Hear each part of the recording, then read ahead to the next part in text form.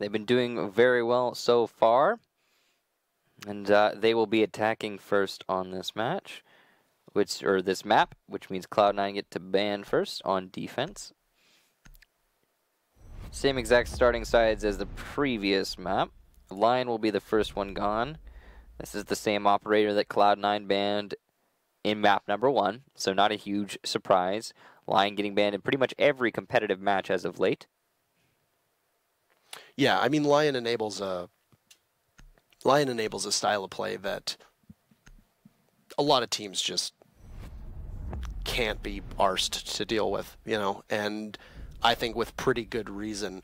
Obey will also ban Blackbeard again, so this is deliberately designed to strike at the heart of Retro and Laxing, as we know that both of them play the Blackbeard, though very differently. Laxing plays it far more aggressively than Retro does. Retro uses it largely as a flank hold and to cut off rotates. I would say you'd see Retro playing Blackbeard on Consulate, and then you'd see Laxing playing Blackbeard on Oregon. Agreed. And I mean, I'm a little surprised that, I mean, it could just be simply map dependent. Obey is also going to be banning Clash, who was a pivotal operator to shut Obey's attacks down time and time again. Yeah. So that's a nice reflexive ban. They'd banned Echo last time around.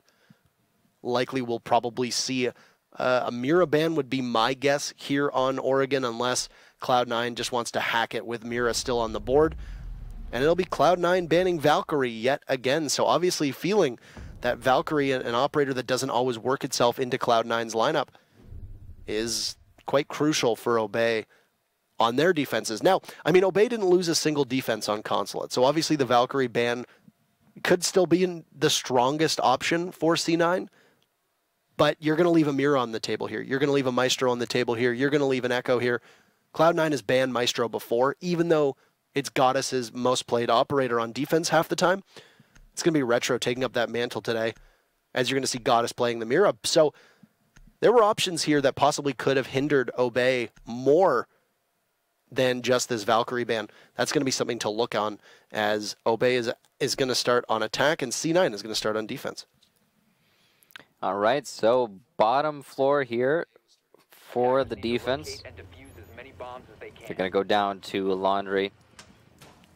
This is usually the standard site to go to. You're going to go bottom floor, you're going to go top floor over by the dorms.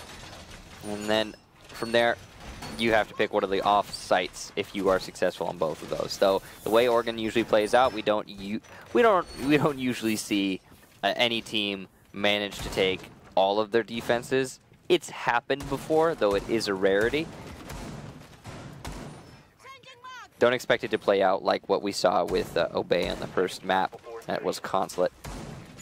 The setup here being a very heavy roam over in the meeting hall. Makes a lot of sense. We have often seen this on the basement hold. I remember when teams were first realizing that they didn't have to play all 5 players in the site on this one. On this particular bomb site, it used to be the strategy that everyone would just sit in the closet and over by box and then get slaughtered. And then people realized, hey, you know what we could do? We could play in the meeting hall. Crazy idea. Yeah, I mean, if you look at the way that this game has evolved for quite a large period of time, the meta heavily revolved around everybody just sitting in sight. Yep. And then it broke open, and then there was an abundance of roamers, and it was actually maybe a bit too roam heavy. And now I think there's a nice mix between it. It's very site dependent. There are certain sites where you can sit 5 or 4 people on the site and just keep them there. There are some sites where you keep 1 person on site and have the rest play around it. It's fair. It's taken a shift from the macro meta to the micro meta, where in regions and individual teams you see such variation because teams are exploring to try and find edges over their opponents, and that's just going to come with, as the professionalism advances in Rainbow Six esports, and it's always awesome to see those changes transpire.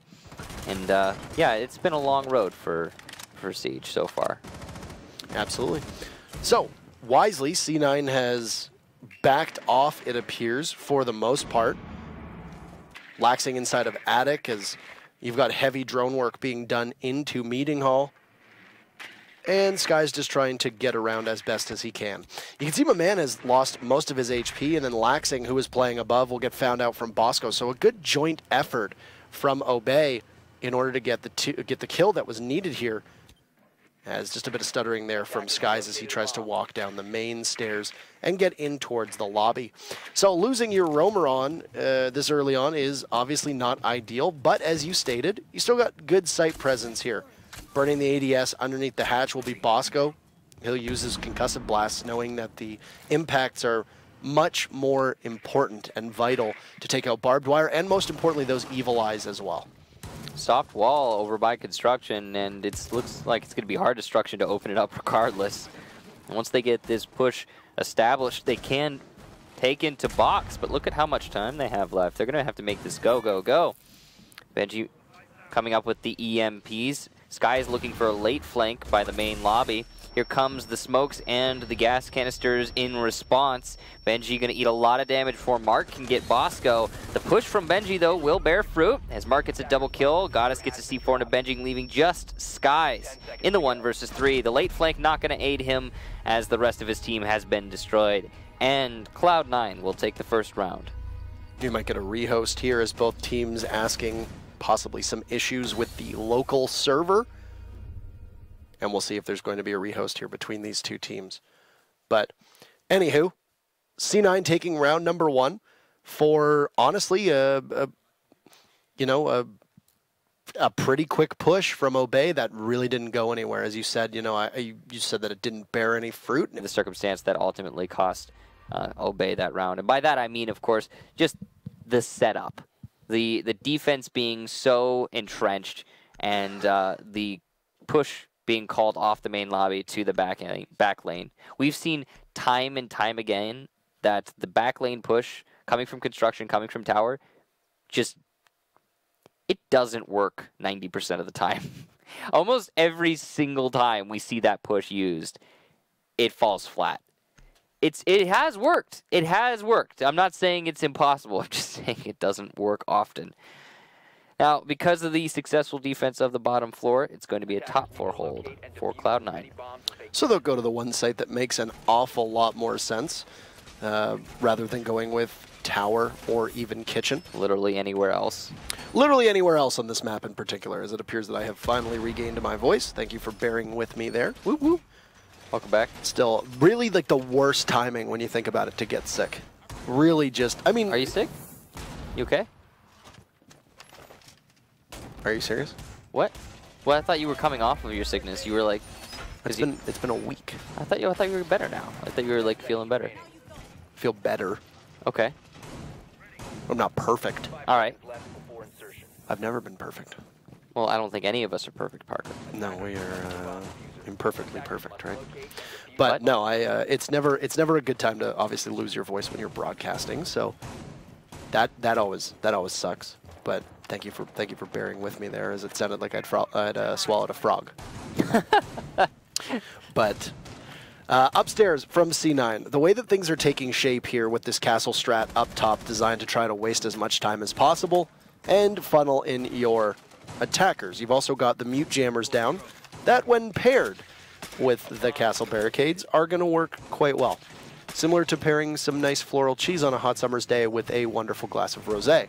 They go quite well together and could be enjoyed by the entire team. You can't forget the grapes.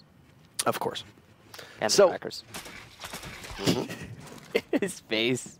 Anywho, the setup that's going on upstairs is going to be designed to just try and keep Obey from being able to get a push onto the site quickly. You see that Goddess playing this angle, reinforcements behind her, mute jammer next to her. They've completely reinforced off the sides around that master, as well as inside of Armory, which is where Mark is going to play. Now, there is a possibility for Obey to just simply bulldoze this and run right past it, but if Obey does play a more passive style here, it's going to work out very, very well for Cloud9. Well, Obey's been a lot more aggressive this round, so you got to give him credit for that. You can see Skies is setting up right underneath the top of White Stairs. He's waiting for his opportunity to get a kill here, but it's been called out that there's no one there, and he should just deny the angle. And that's probably the right call, given Cloud9 are playing pretty far back. They have a heavy roam presence over by Armory, which is not going to help them very much in this round, considering Obey is doing an entire, just a west side clear. I wonder how many times I've said west side clear on an Oregon map. I mean, it's such a common thing. You know, whether attacking the basement or attacking the top floor, coming from the west, clearing out the roamers inside of the kitchen, on the top floor, whatever the case, and then forcing them back to site, it just does so much damage to the defense and removes an entire entire cog in the machine. Obey now has control over the top of white stairs, and they can cut off rotation to the 3 players that are on the east side right now. That is dangerous. Goddess will get the first kill, though, onto Adam, and Bosco's position becomes a little bit more hard to handle.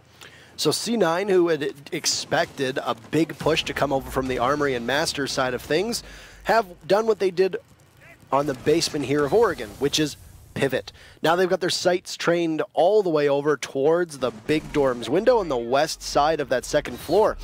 And they're going to be able to get 2 kills out of that. Even though Benji gets 1, he gets traded out. Foxy gets Bosco as he sprints right in, and my man, a futile effort as it's a garden party for C9. 4 members of that team stay upright, and look at that. Excellent job from C9. 2 in a row in what has been a very defender-sided matchup between these 2 teams thus far on both maps. Hey, remember that attack strategy I told you doesn't work very often, which is pushing from the tower and construction on the basement? There's this other attack strategy on Oregon that also usually doesn't work, and that's the one over when you push from the west, trying to clear out the kitchen exclusively, and then push up through the white stairs and through the west main window.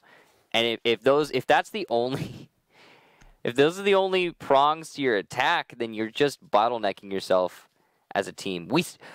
Don't get me wrong, I said it earlier and I stand by this. We see that attack strategy a lot, but it so rarely works. And Cloud9 will be able to hold out against it. Now they're going to go to their 3rd site, kitchen. The only member of Obey who's been able to find a kill was Benji in the dying minutes of that last round. That was it. Yeah, Cloud9 have had almost 2 perfect rounds. So Obey will absolutely need to kickstart this offense here. And I mean, they're going to be gifted one of the less favorable sites for the defenders. It's going to be kitchen downstairs. So not exactly a given that the defenders will be able to walk away from this one. Like you could possibly see laundry or dorms. Yeah, there's a split in any pro play of this game, where between tower and kitchen. Some teams like to go kitchen, some teams like to go tower, and it's all preference really. Both of them are equally not great as sites. They do play out very differently, though. Yes. Typically on tower, you'll fight for a retake and usually have somebody perched at a long angle and then try to fight from inside a meeting hall and an attic, whereas on kitchen, you'll likely have a lot more bodies closer to the site and playing around that and then working really hard on denial. But Obey is going to set a very fast pace. Within 30 seconds, they'll open up that small tower wall. Adam doing a successful job there. Sees an Evil Eye that's positioned on the wall that is obviously going to be readily available for the defenders to possibly ping somebody should they go for a plant. So taking care of that Evil Eye is going to be very important. C9 assessing the fact that there really hasn't been much of an interest in kitchen. Well, they're going to look towards the west side, and it's a great ploy here by Skies as he uses the blowtorch on a bit of a split push himself to take out Retro. Pokes a hole in the wall and then just absolutely clobbers the smoke. Yeah, that's a nice kill to get early on. My man droned this out earlier, and now he's going to peek the angle, looking for the shot, but it's so hard to establish. Foxay playing all the way over by white stairs between the bars and all. Very hard to deal with that. The Thatcher EMP will try and cover the Evil Eye, allowing for a diffuser plant. The C4 will, though, land on its mark. Adam goes down, and a huge miss from Benji results in a nice retake for Goddess. Obey still has the advantage here, but Goddess is still in play. What is happening right now? A 3K for the Mira, and the Skies takes out Laxing. Bosco will finally shut down the rampaging Mira of Goddess, and Obey will take their very first round, though it was a lot closer than it looked like it should have been. Yeah, that was a very interesting play, and I mean, it all started off very similar to what we saw. Adam Mark and Laxing, when they were both playing on that very first round of Consulate. You know, you had the clash look the wrong way. Laxing dies immediately. Bosco picks up a second kill. Same thing happened there. Goddess pushes out to take out Adam. Adam misses most of his shots, and I mean, that is part of the ACOG versus Hollow battle that happens from time to time. Adam just not being able to adjust for the fact that the mirror was at such a short distance that he needed to make some recalculations with that ACOG on his gun, not being able to hit those shots at a longer range, and Goddess just tore right through him. And then from that, it just continued on, and Goddess pushed up and got yet another kill. And I don't think anybody realized that there was coverage there. She peeked a third, grabbed the Capitao. Ultimately for Obey, it's a good thing that they still had Skies there on that split push inside a meeting, and then it's also very beneficial for them that Bosco had managed to take out the Echo inside of that bathroom. Once that happened, I think that the plant could have been very difficult for Obey to get down, and that's why they realized that it's time to just get kills and let's ignore the objective. We got tons of time. All that said, based on Cloud9's absolute success when defending the bottom floor last time, it's safe to bet on them having a good round once more. 10 seconds to go. So we could see this be an extended lead for Cloud9, go to 3-1. I definitely expect that. And then once they get to go back to the top floor, we could even see it end in a 4-1. This based on what Obey was showing us last time they attacked here. I think the change that needs to be instituted from Obey is that they need to adjust their strategy. Instead of trying to clear from the tower and construction hall, which again is a strategy we see often but also rarely successful, maybe do a main lobby push. You know, they have the Habana, so it looks like they're bringing the right tools for the job here. You know, the confusing thing is with a lot of those takes, and why we see things like a pushing through construction so often is because it'll work in environments like scrims quite a lot, but it doesn't always translate to matches like this. And we so often see that those types of strategies, because they are so predictable, so common, be clamped down upon easily. Skies just droned himself in there. He sees the Jaeger after he's quite literally poking holes in the defense inside a meeting. But the Jaeger is still locked down, and this is a good opportunity here if Skies can still see the Jaeger of Mark, who's just sitting completely static. Skies will now send out a second drone, as he's already got one playing in there, and Obey's focus will shift very heavily towards taking out this Jaeger, knowing that there's going to be that open hole in the pantry wall. Adam is there, Benji doubled up, and possibly even Skies still doing drone work. Mark is presently either a dead man walking or somebody who's going to literally have to fight his way out. The one thing that you can award Cloud9 here is the amount of time that Mark has been able to waste on 3 separate members. But Maman and Adam are both doing the right amount of time on the main site. So this is Obey realizing that their clock management, which was not great to begin with, needs to tighten up, and they're doing a pretty admirable job of it so far. Yep. That guy got dealt with. Now, Obey setting themselves up well for this take, but they still have so much counterplant utility on the Cloud9 lineup. They haven't cleared out the meeting hall, not an essential function of a main lobby attack, but definitely a useful one. Perfectly placed Firebolt will light up Foxlight quite a bit, but somehow he manages to make it away, and that's going to mean that the gas canisters are still in play for Cloud9's defense. Sky's laying down some flashes into the meeting hall, trying to force anyone who's still there back, but you can see Marcus just fallen into the site, because why would he stay upstairs at this point? An easy trade here, and nice and even still, but the time is still in favor of Cloud9, and the gas canister utility is still in play. Smoke's coming out here from Obey, so this is their final opportunity to push and plant. My man will take out Foxay, so the final smoke is not going to come out. The C4 is also dealt with. Goddess was one of the first deaths for Cloud9, and the rush from Cloud9 not going to work as the plant goes down. A 2 versus 2, but the last 2 attackers in perfect position to deny this retake. Laxing, though, absolutely on fire. We'll get a couple kills before pushing up those main lobby stairs. And oh, what just happened? Laxing with the pistol out. So little ammunition, only 2 bullets left, and somehow he manages to 1 by 1 surgically eliminate Obey's hold on that diffuser. I don't know if it was part of the client-sided destruction or not, but from our perspective, it certainly looked like not enough of that wall was opened up over the hatch for Skies. He missed Laxing push out from the rotate hole next to the closet. He missed Laxing push up to the diffuser, even though Skies was still looking in that direction, and then didn't get the right call. I'm imagining probably from his team that he was getting pushed from both sides. A very tough circumstance to find yourself in a 1v2 there for Skies, but either that wall just wasn't quite opened up where it needed to be, and he couldn't see Laxing, or it was just an uncharacteristic miss. There was a couple big mistakes from Obey that happened there. Number one, the amount of time that they used on Mark. You know, you've got a Zofia with concussive mines. You can use that to pinch the Jaeger, and if you've droned it out multiple times, you'd see that those hatches are soft. Those are your hatches to take once the Jaeger is gone. They couldn't really do much to get rid of Mark playing inside a meeting hall.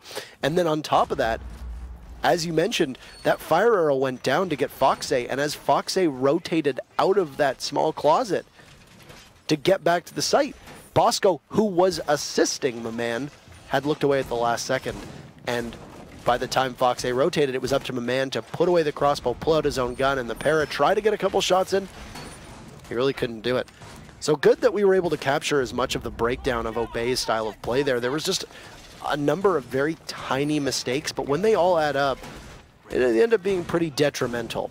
So Cloud9 walking away with that round, looking to try to make this a 4-1 and blow it wide open so that Obey will have to claw their way back on the second half of this game. Upstairs to dorms we will go. It's a favorable site rotation for C9, so they only had to defend one of the less than stellar sites once, and they can rotate through laundry and dorms for the remainder of the 4 sites. That's very beneficial for them.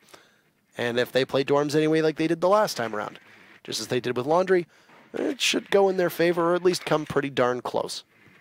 I still think that take for Obey in the previous round was really good. They managed to pace themselves to counter the utility well. They isolated meeting hall instead of clearing it. That's fine. A lot of teams use that as a normal strategy, and it worked out. In terms of meeting hall pressure, they didn't feel any. But ultimately, Laxing just walked into them and fragged out, and that's what cost them the round. If you can't shut down one player who's just getting all the kills, then, well, you're not going to win. Laxing going for an aggressive push into the garage, and he will not get anything out of it. We're falling back towards the site. Jammer's going to slow up this push somewhat from Obey. They have chosen to adapt their strategy, and they will be taking from the tower instead of exclusively from the west, although they do have presence in the junk tower as well. Looks like it's going to be focused on the north windows. A different strategy, and one that can work, but not if you lose players that easily. Retro just peeking under the north windows from inside of dorms, and he will get a kill onto the Sledger Skies. And that's huge. The only set of grenades that are so crucial for a lot of teams on this site in particular. You can usually send those grenades up into the small dorms, which is where Retro is playing. And they're just not available right now. You see Cloud9 does have a Jaeger. Jaeger is pretty pivotal in most of Cloud9's defenses, with either Mark or Laxing usually taking that role on. And dealing with a heavy projectile-based team like Obey, as you can see right now, with the Zofia and Ying in particular, the ADSs are going to be very important, especially in the home stretch here. And it's been a very quick round. Retro, who got 1 kill earlier on peeking, will try to go for a second, get nothing. Maman and Adam will be able to pick up a pair. Benji jumping in as well. And great tracking from Maman. Goddess's last one for C9 as she's tasked with trying to stop the entire team, but Bosco will shut her down. She has no opportunity to get out of the top of white stairs, and it's going to be the same scoreline that we had on Consulate. But Obey was able to run it up in the second half. Are they going to be able to do it this time? We'll switch sides, and Obey will now be gifted 5 rounds on defense. If only we had 2 more Boscos, we could have a full team of Boscos. Could you imagine? I would imagine if any one player in Pro League had 5 of themselves, that would be the best team in Pro League. Just 5 Pengus on one team. well, I'm just like, and no, I'm imagining like any pro player, right? Because if you're in your teammates' minds, you literally know exactly what they're gonna do. Like, how could you lose that? But anyway, kids' dorms, top 4, defense first for Obey.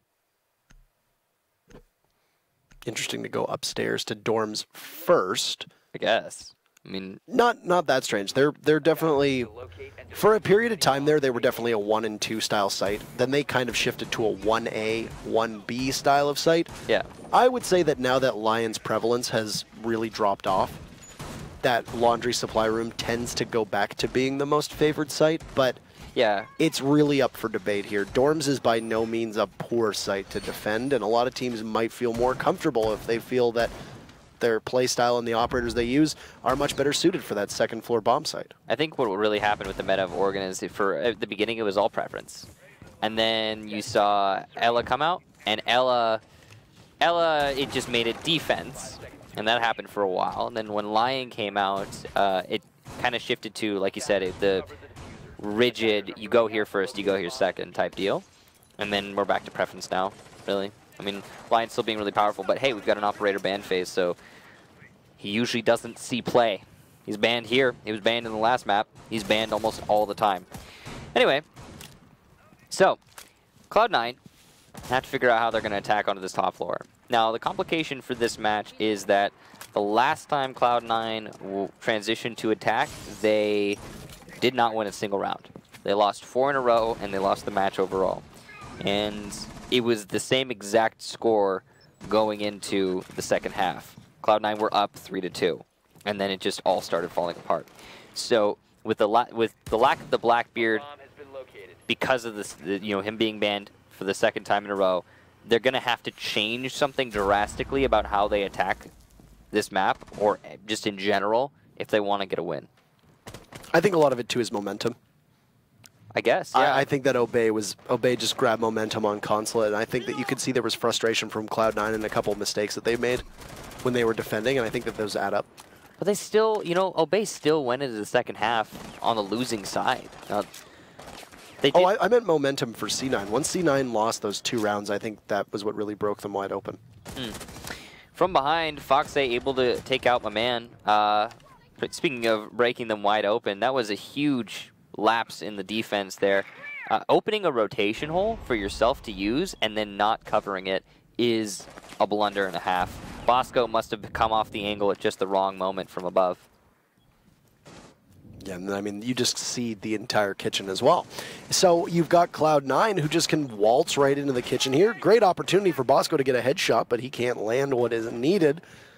He's going to be doing double duty as he's also got the holes from below. No. He looks away at the last second. Not sure if he sees the gun barrel of Mark's launcher or not. He'll be alerted to Mark's presence, though, as he'll blow open part of the floor and he'll jump all over skies. At the same time, Benji has taken quite a bit of damage, and Cloud9 are very firmly in the driver's seat here. We just edge ourselves out of that mid-round and head to the late round, as there's not a lot of time left for Obey to just hang on here for dear life as the Cloud9 Hurricane really comes in. Here comes the push up the top of White Stairs, but Bosco with those gas canisters doing work. But Mark able to see Adam, and a double for Mark as Benji walks into the very same angle, leaving it in a 1 versus 5. Can Bosco pull it off? Well, it's going to be tricky. Planting in the smoke right in front of him is Goddess, and he's unable to land those shots, so the diffuser will go down. He does get the Hibana post-plant, so that's a good kill. But he's got to find now 4 more. And with so little time left, yeah, it's not looking great. No gas canisters left, and so little ammunition on that SMG-11. Spraying some of it onto the corpse of Goddess. He just doesn't have a lot of opportunities being presented to him right now.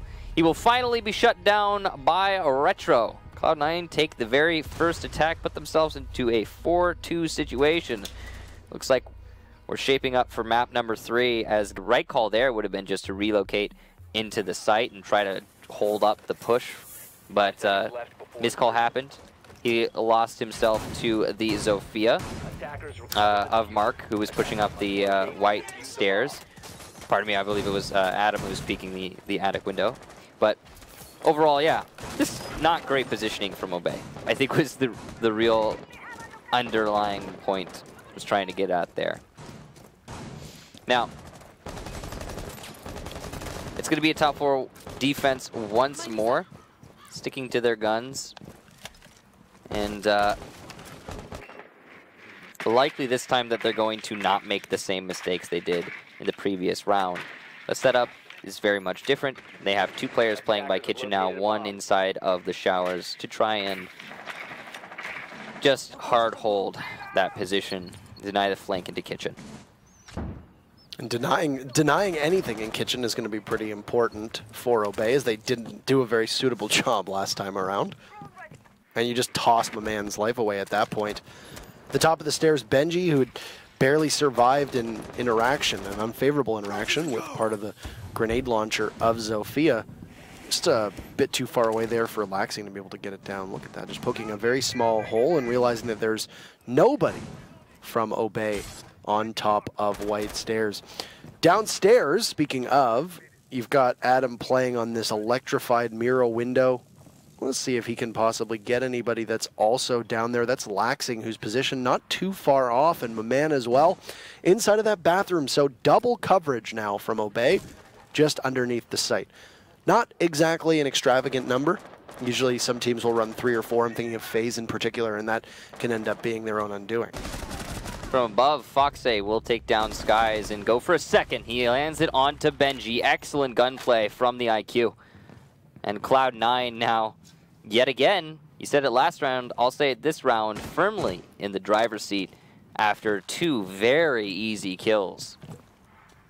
Yeah, that was Foxe just waltzing right in yet again, and nobody looking over in his direction. Skies and Benji going down.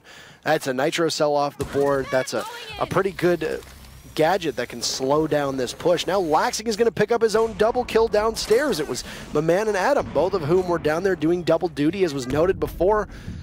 And we've seen this song and dance. It's Bosco in a 1v4. He'll toss out a Toxic Babe, and we'll look for another as the remote gas grenade will sail right into Generator on window. Just a very tight angle. Retro will get his first kill of the round. And we have a mirror match going on so far. Deja vu there. I mean, except for the fact that it's C9 that's winning these, and they're on match point here on the opposite, on their opposite map. Yeah, I mean, deja vu in terms of those 2 rounds. The first round and second round of the second half played out pretty much the same. Cloud9 get an early pick, then they get another early pick, and then it's a 3 versus 5, and a just absolute slaughter at that point in favor of Cloud9. Now, because of their lack of success upstairs, Obey are going to decide to go downstairs, which is the right call in this situation. But it's entirely possible Cloud9 are just as formidable when attacking the bottom floor. Only time will tell. But by the way things are looking, it looks like we're moving to map number 3, as I said earlier. Which I'm honestly excited for. Clubhouse, a great map, and it'll be good to see it be the final decider here. Got to give an immense amount of props to the design team and the balancing team for that map. Clubhouse went from, at the peak of the Smoke Ying Glaz combo that we were staring at for, you know, the Invitational, went from being one of my most dreaded maps to have to cast because every team played it almost exactly the same, to now one of my favorite maps, if not at the moment my favorite map to cast, other than maybe Villa or possibly even Border. So that just goes to show you how the love and the TLC that can be applied to one map, and that's all solely on the shoulders of the people who went back and changed Clubhouse. It's a fun map to play. It's a great map to watch. It's a lot of fun to cast. I'm really looking forward to this third map between these 2 teams if we get there. Obviously, if Obey want to be able to close this gap, we'll need to go to overtime. There's 3 rounds remaining in the normal innings, and well, would you look at that? Obey needs 3 to tie it up. So we could have quite a long match still left to play on Oregon, but there are very little signs that would point in that direction. C9, who had a bit of sloppiness on their defenses previously, and then certainly on their attack, have not shown that so far. They've been doing an exemplary job being able to out-communicate and just out-aim Obey, especially in that previous round. There was just a lot of one gunfights from 2 separate members of C9 in both Foxe and Laxing. Yeah, winning those gunfights, of course, being the big standout here. I mean, that's exactly what we saw, you know, in the first map. We're seeing very much the inverse of the first map, right? Because it was Obey winning everything, all of their gunfights. It just seemed like strategically, sure, they were sound, but when it comes to an actual fight, Obey managed to take it. Now here on Oregon, it's the opposite. Cloud9 are winning all the gunfights. Strategically, Obey hasn't been playing that great while defending the top floor, but still, you know, once they get into a tussle, they also just lose outright. Now, Cloud9 have opted to do a main lobby take here, and they're going to open up that angle into the meeting hall. It looks like they might be a little bit more keen on clearing the actual meeting hall than Obey was. You know, there are two mentalities with this strategy. Isolate the meeting hall, prevent the flank, and just take into the main lobby, or clear the meeting hall. Now, clearing the meeting hall is a little bit more dangerous, but it looks like Cloud9's doing it just perfectly. They've got the drone play on point. They're marking out Benji. They've got players coming from tower. At the same time, Obey has a good setup to help Benji, who is now very trapped. He will finally be eliminated by Mark, and Adam playing on the top of tower stairs will be called out. So while meeting hall has been cleared, it is not entirely harmless, as Adam could still influence this round. But Foxy is going to take down Bosco. So again, Cloud9 looking really good in this round on attack before they make the push to the site. And they'll toss the C4 out. A plant going down from Goddess. Great coverage here.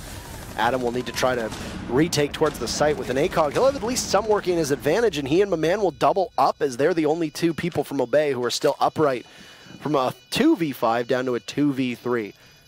Is it a winnable situation, though? Goddess holding a rotate out. She'll miss a lot of the shots. Great dancing from Maman as he waltzes in. And now Adam also eliminating Mark. This is beautiful. But a Claymore will take out Maman. And Laxing just needs the call. He hears it, peeks around the corner. Adam falls off. This is a great opportunity. He'll go back on, and all Laxing needs to do is wait. On great time, Laxing snaps onto the head, and Sky's ready with the good half. The moment that it's over. That's a 6-2 scoreline, so just a bit more dominant for C9 here. Both teams trading each other's maps, setting us up for the ultimate tiebreaker on Clubhouse. That last round just goes to show that pros do not fake, apparently. Opportunity there and missed for Disable. Just wasn't able to happen. And yeah, we'll see map number 3. Like I said, I'm pretty excited for Clubhouse. It's a great map to be the final one for this matchup, and it just goes to show how close these teams are in terms of skill. Both just, that is not the Obey that showed up on Consulate. That is not the C9 that showed up on Consulate either. So these two teams, as you said, both very evenly matched. Clubhouse is going to be very exciting. It's a map that typically skews more towards the defense, but once again, you've been able to see teams rack up kills on attack depending on what happens with the bans. A lot of times, all those hard breach